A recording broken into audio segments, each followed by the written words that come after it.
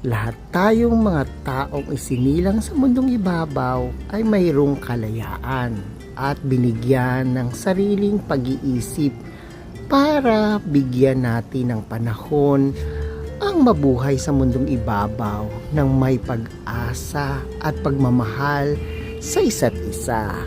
Kaya kung ano man ang ating mga sariling adhikain sa mundong ibabaw, ano man ang iyong mga pangarap at mga gustong marating sa buhay, huwag nating kakalimutan na tayo ay manalangin at humingi ng gabay para maganda nating tawirin ang buhay dito sa mundong ibabaw.